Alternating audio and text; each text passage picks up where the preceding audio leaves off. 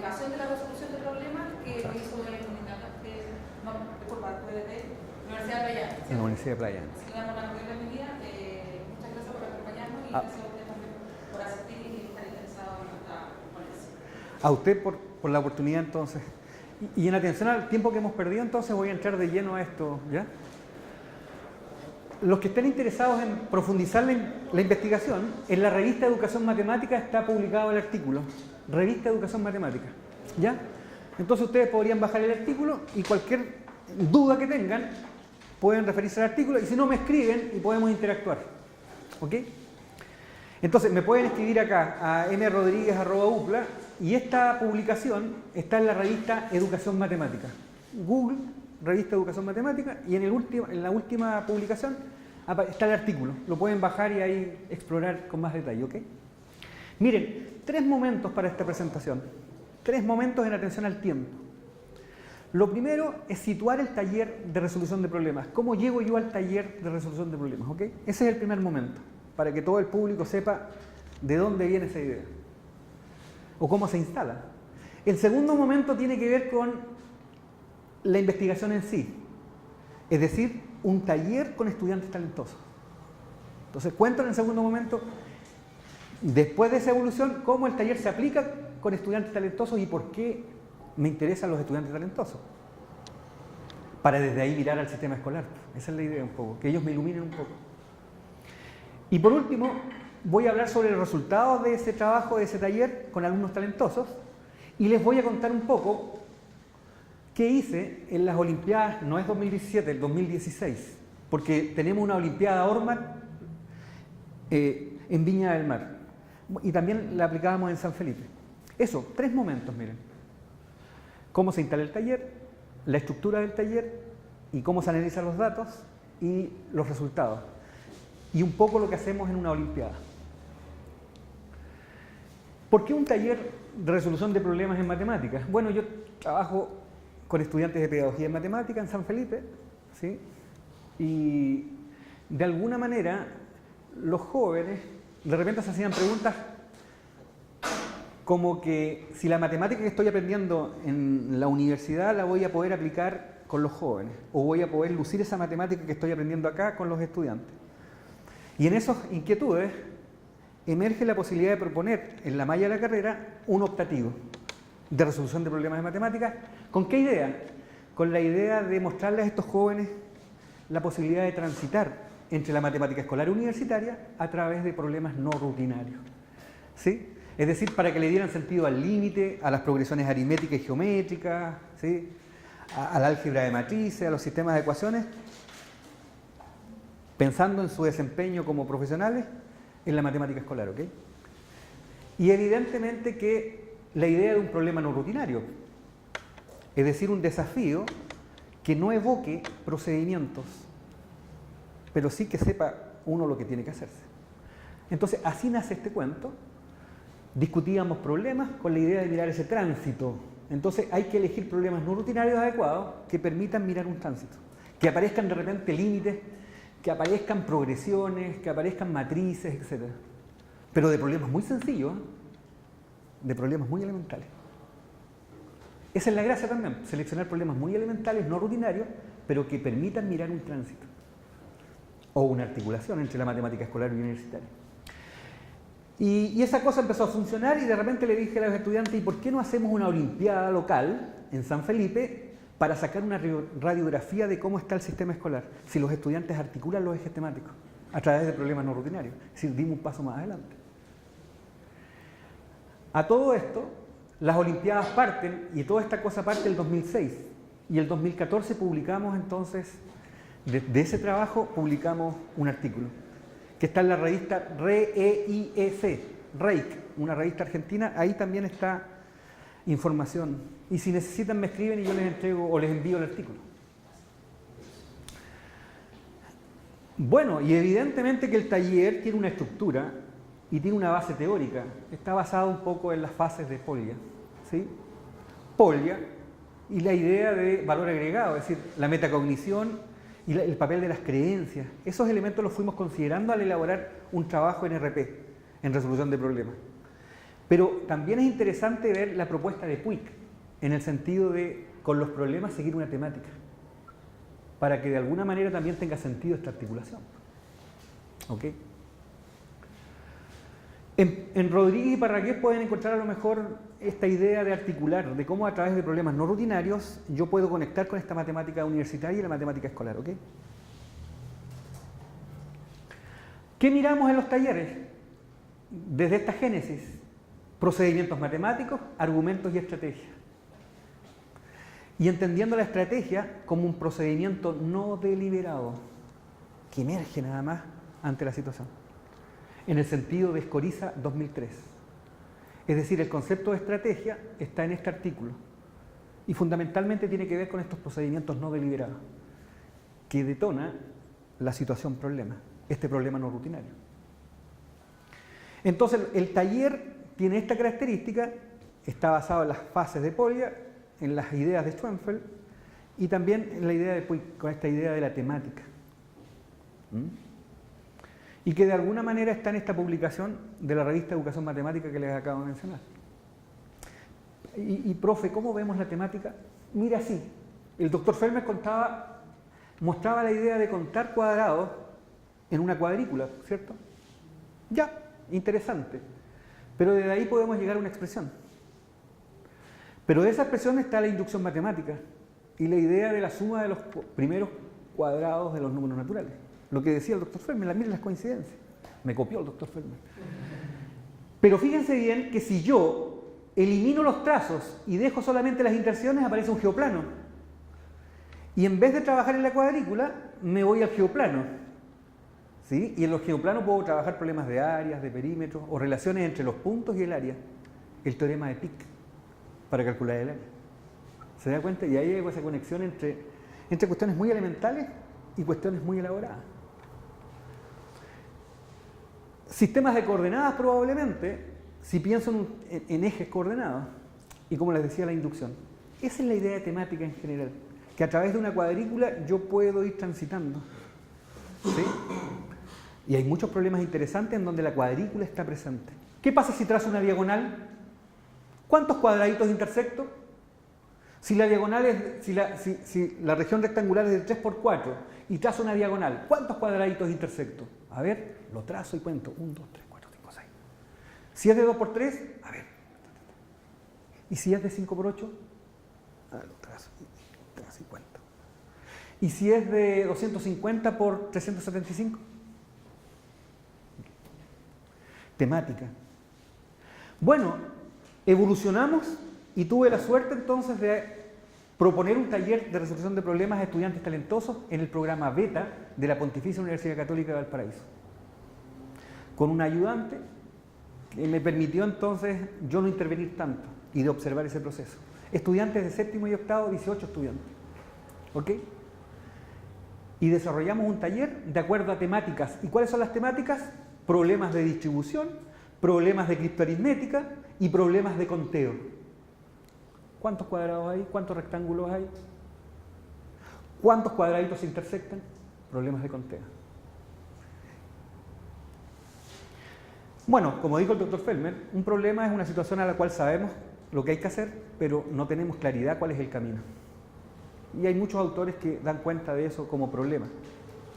Pero en particular, yo le agrego el apellido problema no rutinario, que también está en la literatura.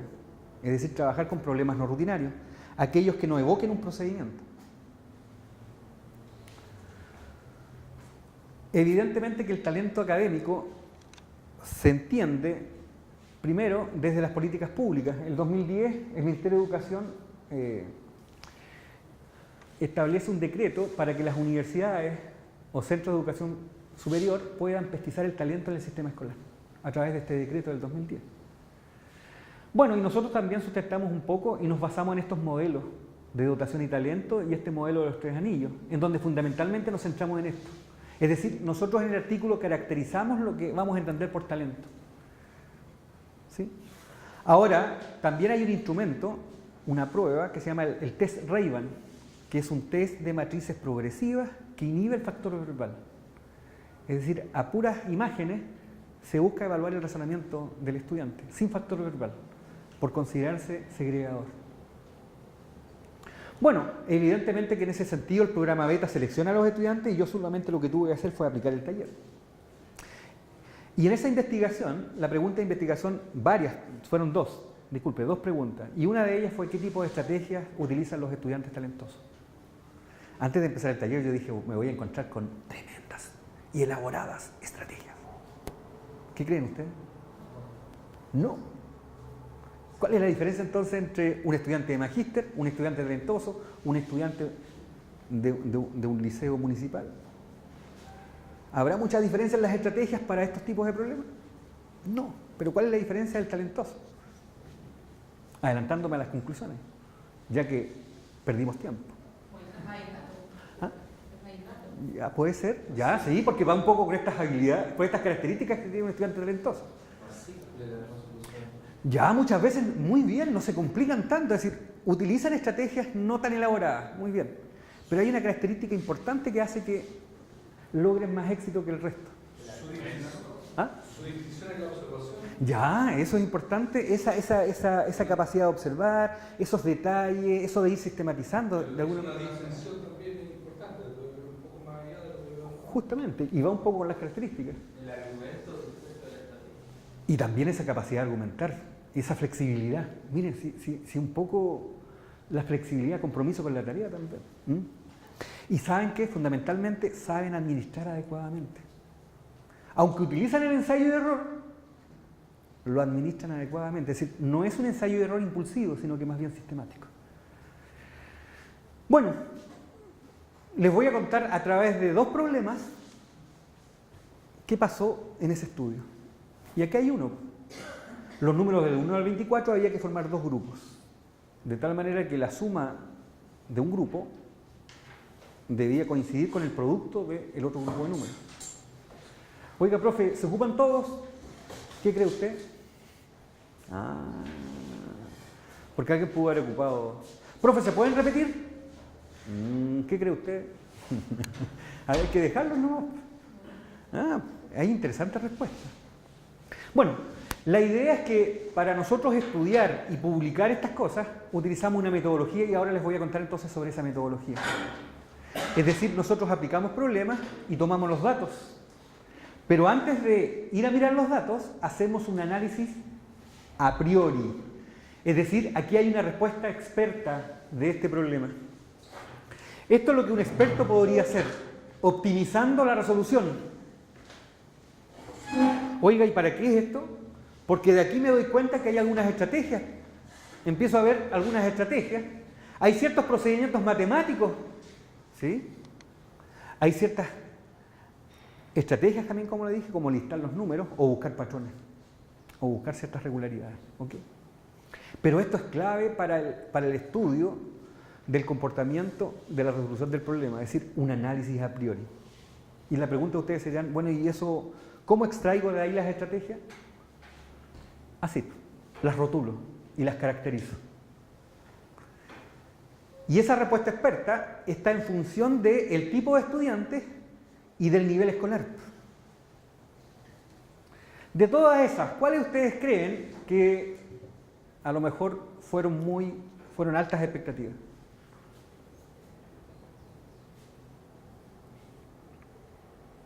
Bueno, les cuento de que esas dos eran muy elaboradas. Es decir, como alguien dijo de ustedes, el estudiante talentoso no se preocupa por lo hermoso de la estrategia.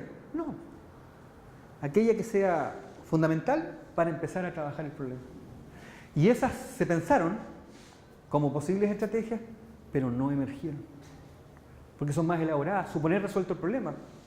Es decir, suponer una suma y producto igual y desde ahí aplicar probablemente descomposición aditiva o descomposición multiplicativa, descubrir factores y buscar relaciones. No, eso es muy elaborado. Aunque sean talentosos, ellos tampoco son tontos. No se desgastan mucho. Es decir, entienden el problema y buscan aquellas estrategias que les permitan avanzar. Pero no al punto de ser tan elaboradas. ¿Ok? Entonces les comento esto. Ya, profe, ¿y qué hace con esto? Después tomo todos los cuadernillos y creo una matriz de 0 y 1. Es decir, manifiesta o no manifiesta. Manifiesta o manifiesta. ¿Y por qué 0 y 1, profesor? Porque utilizo el análisis estadístico implicativo, el análisis estadístico implicativo, que es un tipo de estadística que uno le entrega esta información y lo que hace el software y la estadística misma, el procedimiento estadístico, es mostrar relaciones de implicancia entre las variables. Es decir, me muestra, bajo un modelo probabilístico, qué implicaciones son más significativas. Y me dice, mira lo que encontré. Oh, yo digo, qué interesante. Conectó una estrategia con un procedimiento. O conectó un procedimiento con otro procedimiento. O la influencia de un procedimiento sobre otro. En ese sentido, la implicación. Oiga, profe, ¿y cómo muestra esa implicación? Porque si el número de contraejemplos, como la implicación verdadero y falso, es falso, 1, 0 debilita la implicación. Y entre mayor es la cantidad de contraejemplos, más débil es la implicación. ¿Ok? Entonces, ahí está el ejemplo de cómo se hacen los cálculos. Se cuentan las coincidencias, porque también además puedo clasificar jerárquicamente el análisis de Clausius. Entonces yo cuento las coincidencias y también puedo clasificar las variables. Bueno, este es un cálculo que hice yo para ver qué coincidía, porque en el fondo yo trabajo con el software además, que me muestra la matriz de similaridad. Similaridad en el sentido de que hay coincidencias. Y entonces trabajo con un software estadístico que me permita mirar implicaciones y clasifica las variables. Evidentemente que yo no veo eso, veo un poco estos datos que me muestra el software. Pero sí lo que me veo es esto, el árbol de similaridad. Es decir, después de mostrar toda esa matriz, el software me dice, mira, esta es la clase más significativa. Y además me dice qué estudiantes colaboraron para que esa clase emergiera. Y por lo tanto entonces me permite a mí darle un valor agregado y un peso específico a la importancia de esas estrategias por ese tipo de estudiantes. Y entonces selecciono y voy coleccionando estrategias y procedimientos a la luz de un análisis estadístico que me dice, mira, estas cosas son significativas en el sentido del análisis. ¿Ok?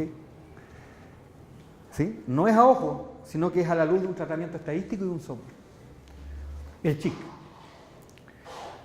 Bueno, en este autor pueden encontrar en internet en español el análisis estadístico implicativo desde la mirada de estos autores españoles. ¿Ok?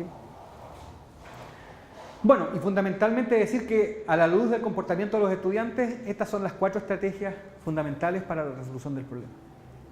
Y concuerda con el análisis a priori. Y lo importante es que voy triangulando entonces. Es decir, la investigación entonces toma peso y fuerza. Pero desde una perspectiva de la interpretación. Pero la interpretación a la luz del análisis a priori. Y este es el grafo implicativo. Muestra implicaciones. Por lo tanto, esta implicación es la más fuerte. Esta es significativa pero más débil. ¿Y por qué? Y aquí viene la interpretación. Porque esta es más elaborada. Es decir, se manifestó en unos pocos estudiantes, pero igual es significativa a la luz de la distribución y a la luz del análisis estadístico. Entonces, a la luz de ese trabajo, apliqué problemas no rutinarios bajo una temática. ¿Y qué es lo que hice después? A través de este análisis implicativo, fui observando el comportamiento en cuanto a estrategias y procedimientos para responder la pregunta de investigación. Miren, este es el estudiante 3. ¿Qué es lo que hizo él? Fue formando subconjuntos y cuando fue formando subconjuntos fue multiplicando. 3 por 2, 6. 5 por 6, 30. Ahí hay una estrategia. Separar y calcular productos. Separar y sumar. Pero y la pregunta que uno se hace, ¿y por qué sumó 20? ¿Qué buscaba con ese 20? Y ahí viene todo un tema de interpretación. Este estudiante 3 ganó una de las Olimpiadas Matemáticas que hace la SOMACHI. Un cerebro. Y al principio empezó tímido, un estudiante talentoso que empezó tímido, pero después mostró todo su potencial. Es decir, a medida que uno va trabajando en la resolución de problemas, el estudiante va aquilatando entonces estrategias, procedimientos y va tomando más fuerza. Busca regularidades, determina el producto de manera progresiva y determina sumas. Es decir, y no logra resolver el problema. Pero este otro, espectacular. Utiliza una lista, obtiene la suma máxima. Claro, obtuvo la suma máxima de los 24 primeros números, y luego con un ensayo y error, 11 por 24, 24 por 5, 12 por 21, y ahí uno se empieza a dar cuenta de que él está buscando patrones y está jugando con el más alto y el más bajo, ¿sí? Y ahí aparece el 1, menos 1, para que cuadre el 264 con el 265. Y como es multiplicación, probablemente activó en él la idea de neutro multiplicativo. Es decir, el 1 es clave. Y lo descubrieron ellos. Y eso lo interpreta uno, evidentemente. Y si quiere uno lo puede entrevistar también. Obtiene la suma máxima, utiliza ensayo y error de manera organizada. Y utiliza lista. Este otro estudiante no resuelve el problema. Utiliza una lista, obtiene la suma máxima y quedó ahí. No pudo administrar bien la información.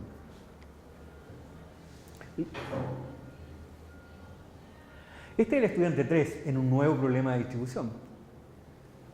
La idea entonces es distribuir los números del 1 al 15 en esa estructura pentagonal, de tal manera que la suma de todos los lados sea siempre la misma, en este caso 32. Y claro, este estudiante 3 que no resuelve el problema anterior, resuelve este. Inclusive da cuenta de que se inspiró en ideas del primer problema. Y aquí fue exitoso. Y lo otro importante, que gradualmente los estudiantes después van argumentando. Y en esa argumentación uno empieza a ver qué tipo de información él tiene en su cabeza y cómo la estructura. Va relacionando los conocimientos anteriores. Justamente. Y por otro lado, llama todo ese conocimiento que tiene desde ese nivel hacia abajo, es decir, ocupa la descomposición aditiva, que muchas veces se trabaja en segundo básico, tercero básico, pero estos estudiantes las traen. ¿Sí? Y lo otro, que este tipo de problemas evoca ese trabajo, esa matemática que muchas veces se enseña abajo, en los niveles inferiores, y uno los permite rescatar, la idea de descomponer. Esto me recuerda de una situación de necesidad con el inglés. No hablo inglés, no creo inglés, estuve en una situación que tenía que hablar inglés y no tengo idea de dónde rescaté información de mi disco duro de cuando estaba en la base que le y logré solucionar el problema. Okay. Y eso me está recordando la definición. Y la idea de evocar, la idea de evocar. Y con pequeños rudimentos aritméticos y geométricos puedo avanzar en la vida. Discusión. Las estrategias más utilizadas fueron el ensayo y error, la búsqueda de regularidades y el uso de una lista. Por lo tanto, entonces son insumos que uno después utiliza y estoy utilizando ahora para llevar talleres de resolución de problemas al sistema escolar, colegios particulares y colegios municipales. En este momento estoy trabajando en Viña. Y quien quiera puede cooperar y compartir esos talleres ya armados y a lo mejor ustedes pueden implementar acá en Santiago. Lo importante es que los estudiantes talentosos administran adecuadamente estos recursos, este conocimiento, estos procedimientos, ya sea en cuanto a estrategias, procedimientos o procedimientos matemáticos. Algunos deliberados y otros no. Eso es lo que uno puede rescatar. Y para cerrar esta presentación, entendiendo que nos demoramos un poco en echarla a andar, además de tener instalado un taller de resolución de problemas, año a año he venido aplicando una olimpiada que se llama ORMAT, pero es local, ¿eh? Primero en San Felipe y ahora en Viña, 2016 y 2017. Y les voy a mostrar uno de los problemas que planteé para séptimo y octavo, porque lo hago por segmento, el 2016.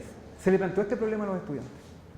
Pero ahora en contexto de olimpiada, hay menos tiempo, hay más presión. Distribuya los números del 1 al 13 de tal manera que la suma en esas filas y columnas sea siempre la misma. Lo terrible es que aquí no se dice cuál es la suma. En cambio los anteriores, sí. Bueno, en el primero no.